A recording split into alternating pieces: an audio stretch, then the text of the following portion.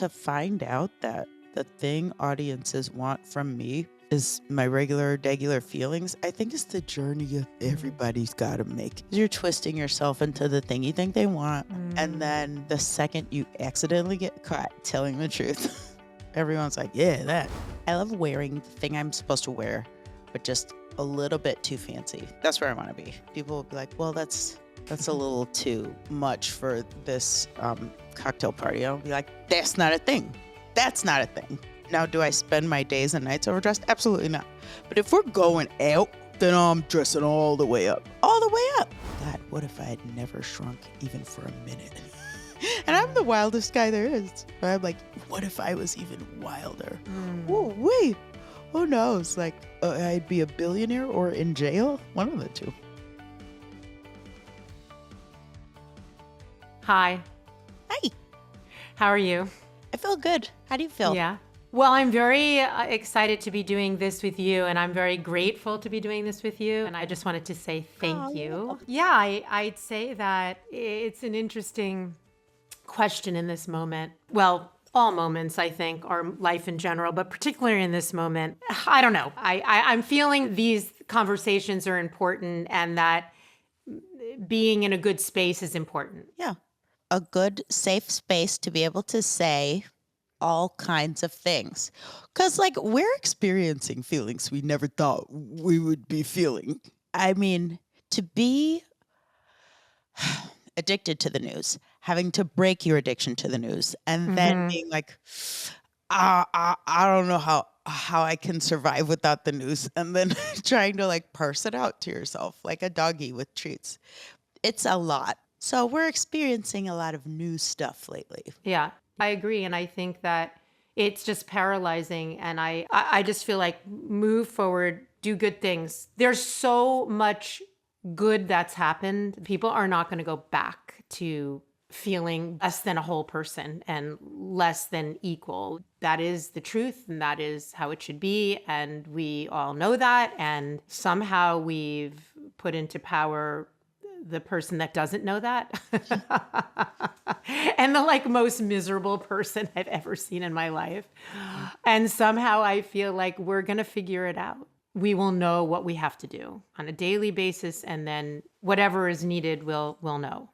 Yeah, I do think that that's a nice way to look at it. Because if you stand back and you take a big, long look at everything, you're going to have a sad time. Do you drink out of cups? No, you can do that. Oops. I just drink out of giant gallons of water like a gym rat or wrestler. That's good. Do you drink that whole thing in a day? Yeah. That's fantastic. I don't think I drink a gallon of water a day because I'm being a good baby. I think I have a problem with my kidneys. What do you mean? I feel like that's way more likely is that I'm making up for something bad. Or it could just be laziness, right? Because I don't want to get up and pour this into a cup. I'm never going to do that. I'd just rather carry this gallon around with me all day and night. I get it. Your mind is in a million places and you're doing too many things to be having time to pour something into a cup. Girl. Anyway, I wanted to say congratulations on the White House Correspondents Dinner. Thank you. Yay. Yeah, big congratulations. How do you feel about that? I feel very excited. I think it's going to be fun. I don't know. Or like terrifying. And it can only be one of those two. Do you get terrified? No, not really. Because I have been booed. I've been booed within an inch of my life. So, I mean, so what, chicken butt? Because if you think about just like the worst performance you've ever seen, do you care? Like, you don't, I'm not a doctor. Who cares if I fail at my job? I'm the luckiest little bug. It couldn't matter less. It couldn't affect fewer people. So I just rage. I'm out there swinging for the fences. Who cares? That's a very liberating way to look at it. Mm-hmm. It's the only way to look at it. Because when you see them in traffic or on the street and they have like children or like a demanding job, like many responsibilities, And you can see it on their face. And I'm always like, I'm so lucky. I do not have that or anything like that. I'm just the luckiest little guy. I don't see that. I see what you do as really brave Oh, to feel things so deeply and then to be able to turn it into something funny. First of all, seems like the hardest thing ever. It's so foreign to my earnest, serious way that I am. I love to laugh, but I'm not funny. Then to stand up in front of people and be that vulnerable, expose yourself in that way, your craft, your gift, the way you see the world, and then, as you said, to be booed, for it to drop on the floor. Whew. I think I see that as really and very important and very brave. oh, thank you. I will carry that with me into the next silly thing that I end up doing. Were you always able to deal with the booing or the feeling that things weren't resonating? I used to work at a theater called Boom Chicago, and it's a comedy theater in Amsterdam where the shows are kind of like a Second City show where there are sketches and improv, but it's a lot more improv games. So you're dealing with the audience very directly. And sometimes they'll be like, I don't like this and I don't want to be here to your face. Which, like, I worked there for a total of 5 years. But the first few times that happens, you're like, oh no. But then I feel like you can only be embarrassed so many times. Like, it's so hard to embarrass me. It's hard. You got to really want it. Wow. Also, like, I start thinking about it the other way. Like, remember when, that little kid from the neighborhood jumped over the fence, but his pants got caught on the fence, and then he essentially pantsed himself? Who cares? That was the worst moment of that guy's life for sure. He's somewhere thinking about it. I can't even remember his face. Like, there's no one cares. I feel like that's the thing that allows me to wild out. But then it's also the very same thing that allows me to be extremely honest. Like, I'm certainly not out here telling the truth, like, this will get the people to blah. I'm just like, ooh, it feels good to say this out loud. These people are bananas. Feels good. And have you always been that way? Have you always been so free to say what you feel? Well, when I was a kid, I was severely made fun of because I was just a funny looking little guy. And after that, I was kind of like, meh, what are they going to do? Push me and call me names? I'll be fine. Once you have proof that you will be fine, creatively, I'm dangerous. I just am creatively unhinged, I would call it. And sometimes you hit and sometimes That's you amazing. don't. And that's fine. It's part of it. And so you don't stress about relative validation outside. I will always work the same amount of hard and I'll always give it as much time as I can. But I don't really stress the work up to it because however it's going to be is how it's going to be. But I will look back and be like, that was bad. I don't like to sugarcoat it. But the easy thing about it is I have so many at bats. Like, I can go on Late Night Seth a couple times a month. I write musicals. So you sit and you watch people say your jokes. So, like, you feel like if you fail today, tomorrow you'll have another shot. So every morning, really, the slate is wiped clean and I'm on to the next thing. That's an incredible way to look at it. And when you were a kid, where do you think you got that strength? Because most people are damaged for life from these things, and it's not that easy for them to just let it roll off their backs. I am the youngest of 5. So mommy and daddy would be like, listen to the baby. The baby has to sing you a song. Everybody make sure the baby gets some. Is the baby having fun? Oh, Lord, she has written a speech. All right, well, come on and say it, little baby. That's how I grew up. The easiest, silliest, happiest, least dangerous audience of all time. My family's always going to be like, all right, that's right. Oh, that was quite loud. Okay, good job. They don't care. And now I do it to kids too. Every time I see a little kid dancing, I'm like, ooh, you had better get it. That's right. Good job, baby. It's a sickness. It's an illness.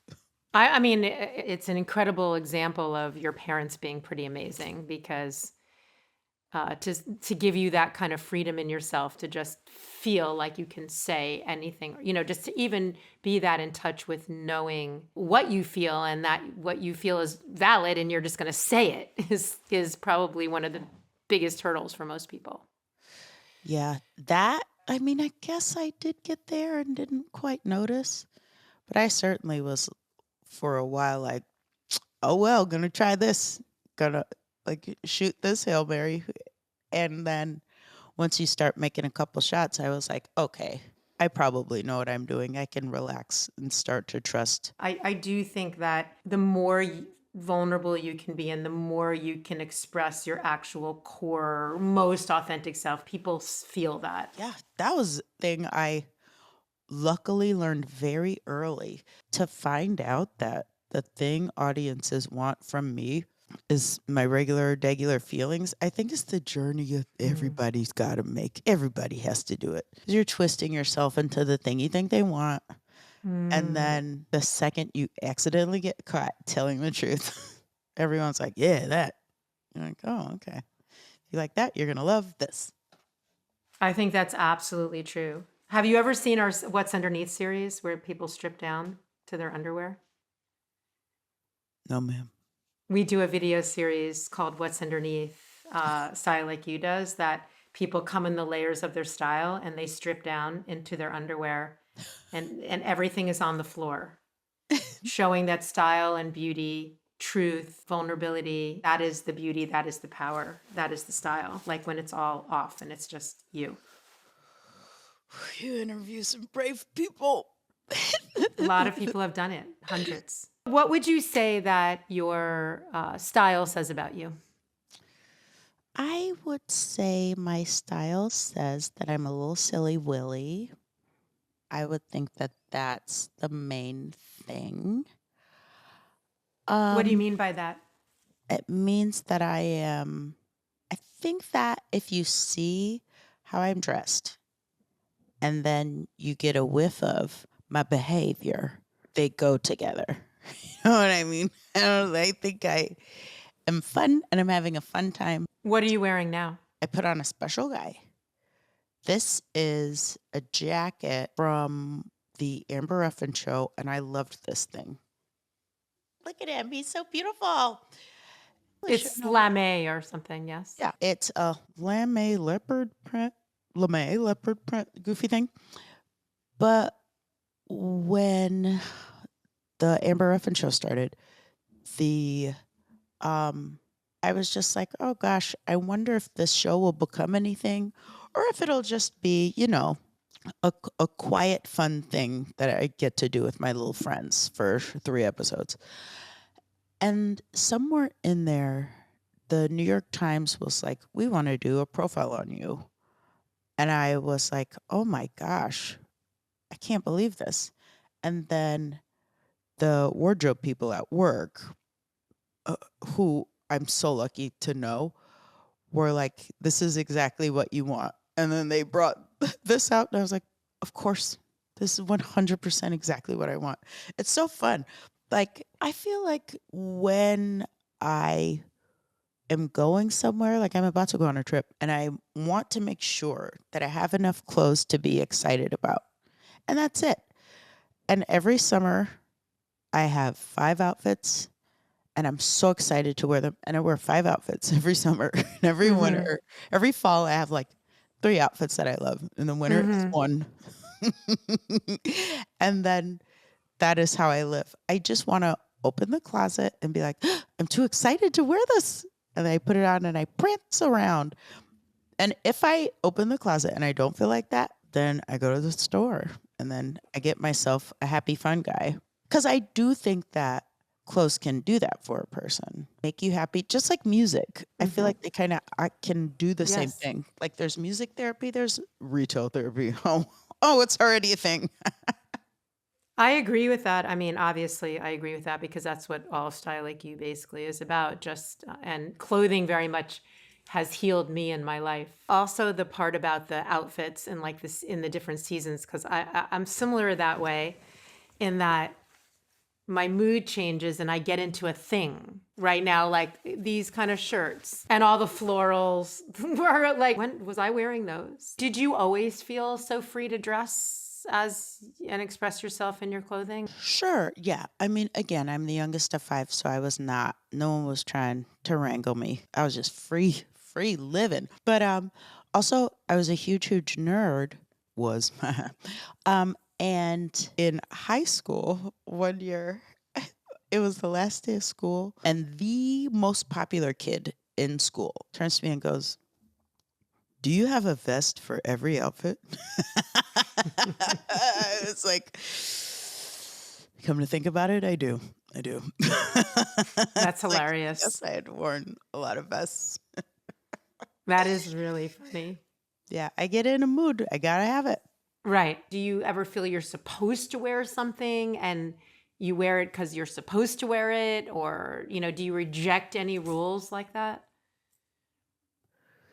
I would say I do not reject those rules yet. I love wearing the thing I'm supposed to wear, but just a little bit too fancy. That's where I want to be. People will be like, "Well, that's a little too much for this cocktail party." I'll be like, "That's not a thing. That's not a thing." Now, do I spend my days and nights overdressed? Absolutely not. But if we're going out, then I'm dressing all the way up. All the way up. The tamping it down. I don't like that. Now, if what you want to wear is the funnest cocktail dress, then you're right. That's exactly what you should be wearing. But to not wear the funnest thing at party time? If someone came to my house for a party and they said what I really wanted to wear was a ball gown, but I'd be like, go home. Put that ball gown on and come back. I don't want to see you without it. When you get back, I will also be wearing a ball gown so you don't feel silly. Yeah. I heard someone once say this, just like dressing in a way that you never know what's going to happen instead of the not really connecting to what you're wearing and, to where you're, I don't know, like who you are really. Yeah. I don't think I'm as stylistically evolved as you, but that's how I feel about jewelry. Like I'm just learning jewelry. I'm just figuring it out. And I'm just becoming interested in it. And I'm just seeing how crazy ass belt, 800 rings, and like different earrings can do. Yeah, this is what I'm on. This is what I'm on. Is this your normal number of rings? I never take them off. Really? Oh, good job. Only when I swim. Yeah. Yeah. Yeah, that's perfect. That's where I'm at. But I don't want to wear them all the time because, frankly, I can't be trusted. I'm a slop monster. I'll be like, I was reaching for a frog in a puddle and the frog ate my ring. Like if I said that, I'd be like, yeah, this sounds like me. Just like that. These are, like grandparents and when I was a stylist, like it's, they're things that have taken time. And I think when you say that you're not stylistically there like me, I don't agree with that. I think you have really great style and it could be, it's very clear that you are connected to it. And that I don't know, that it feels like it's you. It just does. Thank you. You know what? You're right. I'm pretty great. Oh, and what about your hair? Have you always been expressive and free with your hair? 100%. Hair, that's true. When I was 18, something like that, 19, I worked at a sandwich shop that shall remain unnamed, but it's not that one or that one. It's the other one. I got fired for having braids. And the lady was like, your hair's gross. Wow. And she said, why don't you straighten your hair like the rest of you do? Oh my God. And I was like, you have activated me, young, angry woman. And I never straightened my hair again. I was like, nope, that's the last time I will ever have straight hair. And so then from then on, I just kept it wild and free. I shouldn't say wild. That's through the white lens. I kept it coily and happy. There, that's Mm-hmm. probably closer to the right thing to say. Just what it is. Mm-hmm. And, thank goodness that lady did that because now, and no one has ever tried to press me. I do comedy. No one cares what I look like. But if someone were to ever try, and maybe it has happened, I wouldn't freaking remember. But if someone had tried to push me on my hair, I'd be like, absolutely not. That old lady tried me and she failed. If she failed with 18-year-old me, you don't stand a chance with this 46-year-old woman. Absolutely not. The hair is where I will express myself. Also, where I'll make big mistakes because I love a crazy hairdo. I love it. Remember those braids that have big balls at the ends of them? Rihanna did it. Popularized it. Mm-hmm. People love it now. And I'm like, oof, I would definitely love to do that. But every time I see a silly hairstyle or something new, anything that's new, I'm just like, ooh la la. Any idea what you're going to wear to the White House Correspondents Dinner? Yes. Can I show it? Is that normal? Yeah, sure. I'm going to wear the Kai crystal. This thing. Yay. Beautiful. Too beautiful. I love that. Just a little fun guy. That's amazing. And then some diamond ear cuffs. And then I think that'll be it. Because I want to be able to move around. I don't want to be in no heels. I want to be able to eat a lot of food. And I want to be able to act bad. Do you think Trump will be there? No, he's not going to be there. But didn't I say he wasn't going to win? So I cannot be trusted. But I don't think he is going to be there. I don't know why. He's the funniest person alive. Everything he does is like, it can only fall into two categories, and that's terrifying and hilarious. And that's how he lives. What if he was there? What would you say? Can you think of one thing that you would say? Oh no, there will be no difference. There will be no difference between whether he is there and whether he is not. Oh, okay. I'm saying the same shit, and that's a guarantee. Oh I can't wait. I do think that you're supposed to be a little more even with doling out zingers. I just said zingers. I'm 1,000 years old. I can't imagine doing that. Cause like, what is it? Like, Don Lemon, am I right? Also, isn't it crazy to send prisoners to El Salvador? You can't compare the two things. So I mean, where is it? So I don't know. We'll figure it out. You're gonna go all the way. Oh, for sure. Yeah. I can't not do it. Was there ever anything that you felt shame around or that you rejected about yourself that when you embraced it, you felt empowered? Something that I felt shame about. I mean, I gotta say, you lost me a shame. No, but I do think I have been so lucky where I can just tell the truth all the time because everyone in almost all of my circles is a comedy guy. And then I can also be a little loud because everyone's a comedy guy. And I can also be bad at stuff because I'm a comedy guy and we just kind of roll with it. So I don't know. And what about an insecurity around other things? Like you've had to work on being able to be freer and happier in yourself? Oh, yeah. When I first started performing, I had a great time. Then I went to this theater where everyone hated my guts.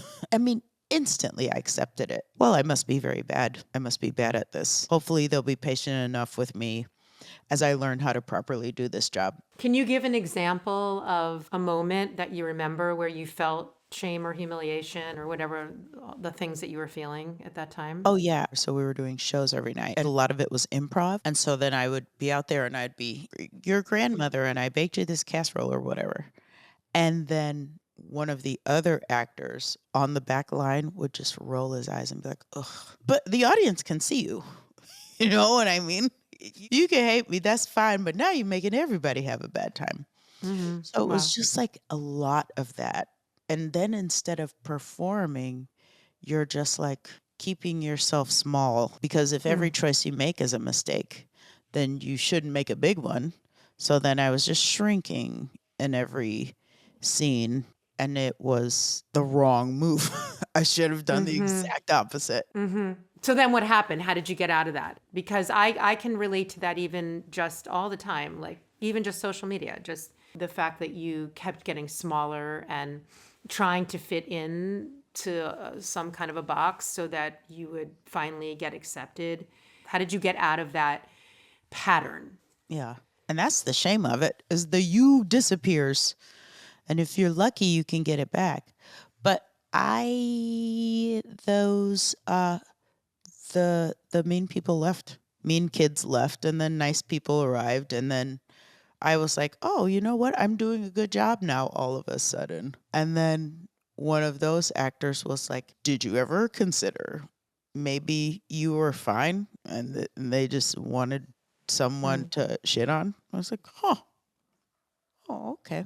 Cool." But that was probably great for me because frankly, I could use some putting in my place because I was so cocky at that point. But it was just a nice way to take stock of who you are. Okay, so you know that you're liable to get criticism and shrink completely. That's important information to have. To know that that's in there, because I wouldn't even guess that that was in there, that I would do that. It was so in there that I was like, well, I'm bad at this instantly. It never occurred to me that someone else was wrong, which is bananas. I feel like that's the purpose that youth serves. When you're so wrong and so loud, it echoes and then it stays with you. And you're like, okay, I'm at least smarter than that kid. And then it was just me and nice people, and we had a great time. There was never a moment where I won and they lost. It was just like, oh, well, they're gone. But their leaving did make me wild. You know, no one's going to be calling the boss and telling them I'm doing a bad job. And then just made sure to have as much fun as humanly possible. I made sure to make everyone else have as much fun as humanly possible. So, in other words, you toughed it out. You stuck to it. I mean, I did, but I wouldn't have. I had to be there. That was a job. One of the seven, I want to say, full-time paid improviser jobs. Right. There's so few of them in the world, on the globe. Like I couldn't Right. just quit. I'd have to move back to my parents' house. I was going to take whatever they were going to dole out. This is too bad. I mean, I can't even imagine doing improv for a living like that. I can't. That's the most terrifying thought imaginable. It's so fun. It's good for you if you're doing it with fun people. And what would you say was the lesson, or what did it do for you? I learned, how to suss out when someone's using me as the whipping boy. Because, you're a black lady, is definitely going to happen. Then it took so long to realize that was what was happening to me. But now, you know how if like a creepy person is in a bar and you're like, that guy's a creep. And you just know because you've seen so many, because you've lived on this planet. Now, when someone's about to make me their whipping boy, or if someone's becoming anyone's whipping boy, I always see it. And I'm like, he hates him for no reason whatsoever. He needs to hate someone, and that's the guy he chose. Right. It's so strange, but it's my sixth sense. And I shouldn't say sixth because I have no sense. it's my only sense. But yeah, it's an excellent thing to know up front about someone, is that they have that in them to do it. They have what in them? They have a need to put someone down? Yeah. To feel superior? Yeah. I just think that's so... Most people do not have that. Most people enjoy people. We like us. I do think most people are good. I agree. Yeah. So to see that, I'm just like, And I've noticed that whenever you've been confronted with that kind of like with the hair, or in this case, that it propelled you more into a freer you. I think that that's how it happened. I like to think that that's how it happened. But I do think that comes from a bad place. To really analyze it, I think that if I'm not doing a good job, if I'm not excelling, then who cares? I don't want to be a part of it. So then I think once people are like, I don't like you, you're doing a bad job, I'm like, nah, if I can't win this, then what am I even doing? I do think that that's the way I started swinging for the fences. Once they left, I was like, well, if I'm going to get in trouble, let's really get in trouble. And a bunch of new actors are here, so I can't get in that much trouble. Then I was really wild. And what was the result of that? Then I started having a blast. They started leaning on me more. I started to get more responsibility. It was great. Yeah, that's an amazing metaphor for life, really. It really is. Just, Yeah. I don't like wasting opportunities. Mostly, I mean that for fun. I hate wasting opportunities for fun. Anytime someone is at our job and they're having a bad time, I'm like, go home. This people will kill 80,000 people will punch you in the face to be here to do this. Do it. wow. Why are you wasting this? But that is unfair because everyone's allowed to feel how they feel. But also, I'm right. You are. And it's so, I even just talking to you about it, I'm like, oh, I just want to, because I struggle a lot with my voice, just letting it out and just not caring. I have childhood memory of like third grade in the play. Everyone had to be in the play, and I still have a memory of my hands shaking being the narrator. I chose to be the narrator so I could read, not have to be that out of control, I guess, in a part or some kind, whatever it was. I'm still working on that. Yeah, I feel that, and I envy your ability to just go all the way like that. I would like to invite you to the possibility that don't nobody care. I feel like I was really emboldened by that because when we had to choose, I don't know, writers or something, we were casting something, I don't remember. We would watch a bunch of people's videos, and I would say most of them were bad. Some of them were extremely bad, and two were nice. And that's, maybe we watched 40 videos, and I couldn't tell you one person in the bad ones. And I'd probably know these people now. This was years and years ago. And it doesn't sink in. It's nothing. Whenever I see someone doing a bad job, it's nothing. And that's the way everyone is. Because the next time you're embarrassed about XYZ happening, you've lived a life. You've seen it happen to someone. So try to think about that and be like, did you give the tiniest fig? No one cares. No one cares. So true. Lots of times, worst case scenario, it'll endear you to people. Well, clearly it does. I think that's exactly what the message is in all of this, is that people can feel, people respond well to the truth. Yeah. Yeah. Oh, you brought it full circle. You're good. You should get up in front of people. I want to take like an improv class or something. There's no place on earth the skills don't come in handy. People respond to the truth, and also we're here to be that. What are we doing here? Yeah, you're right. What are we doing here? Like to be someone else's truth? Like, yeah. That makes no sense to me. No. I feel like someone else's truth would have to be a lie. Wouldn't that be the definition of someone else's truth? I don't know. I'm not a fan of it. But also then you have to accept the fact that you're interesting and people like you. And even if they didn't, you're still interesting. The little mean lady on your reality show, you love her. You love her. And you dislike her. You dislike her more than real people that you know. But she's interesting. If she's interesting, you're interesting. You're interesting. I love it. Everyone is, and people pleasing makes you the least interesting. Ooh, that's a word. That's right. It truly does. Yeah. Because people are good and they want you to be happy. And you're your happiest when you're yourself. Did we fix the world? I love this so much. And yeah, I think we just did. Yay! What would you say is your greatest act of self-love?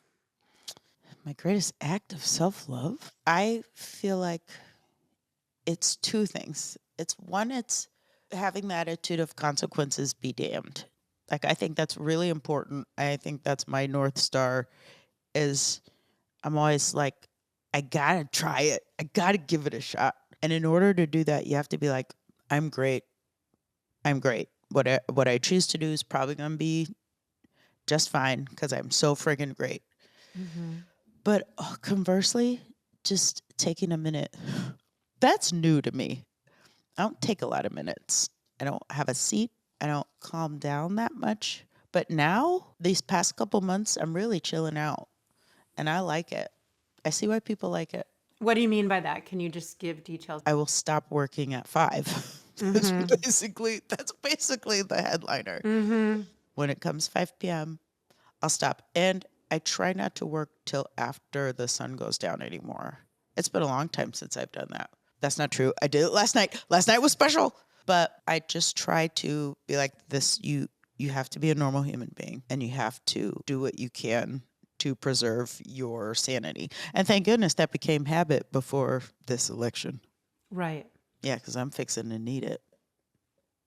Right. I also very much identify with what you're saying and am doing the same thing for the first time in my life, letting it be as it is going to be. And when you say like be a person, I was thinking, yeah, you can just be a person doing nothing. You can at 5 o'clock, you can go lay on the couch or do whatever you want. You don't have to do anything.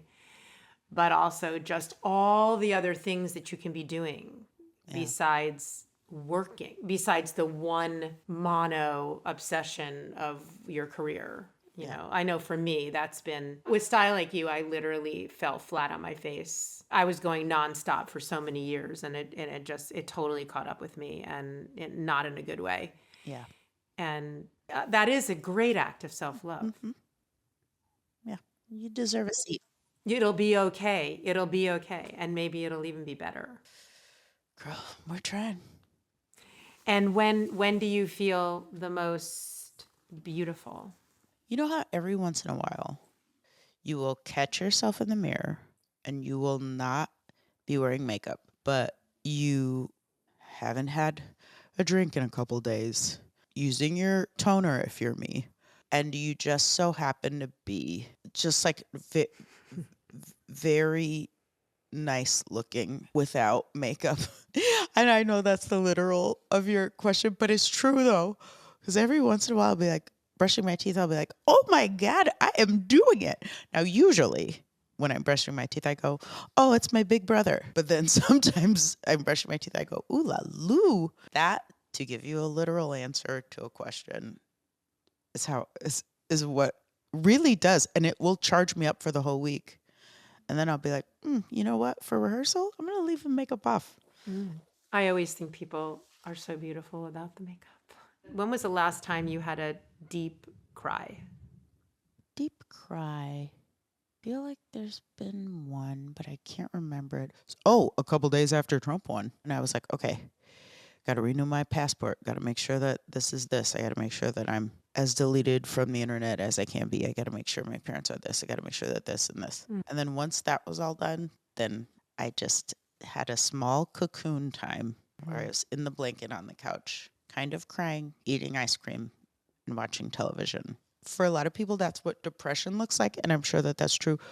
But I don't think of it that way. I think of it as the healing of it. You gotta sit, you gotta cocoon to get better. I mean, I do.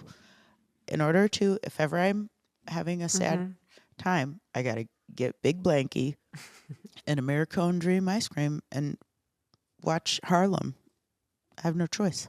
You have to take care of yourself and you have to feel the feeling. Yeah, that's the hard part.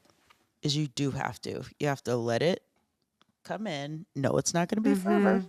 Exactly. And then wave it goodbye. The going through it and not resisting it, I think, is what then doesn't make it depression. It's true with anxiety too, or anything. Yeah, I like to think that that's true. It's the resisting. Yeah, that will get you in trouble. Yeah, you got to like let yourself just feel it and then let it move through you. Which is hard. It's not nothing. It's really hard. It's very scary. Yeah. Especially back to the beginning of this conversation, especially when you feel like everything is really okay, this is the moment. Okay, now it's here that you can't be okay. Yeah. But that's not true.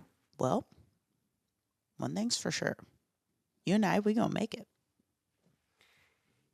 When do you feel the most vulnerable? Oh, I feel the most vulnerable as I'm pitching an idea, and I love it. It will come as a surprise to no one that I like when you're pitching an idea and you feel embarrassed to say it. I think that that's where you gotta live.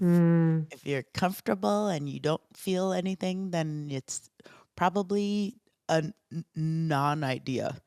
But if you're like, this might make no sense, or this might let everyone know that I'm an idiot, like that's where you want to be.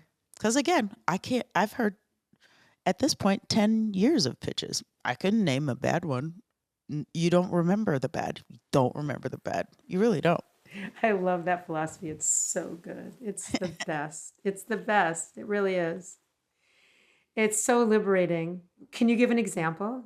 A moment when you've been really uncomfortable and it was you had an idea and you were very uncomfortable? I pitched this idea called Fun Obama, back when Obama was president and there was joy in the world.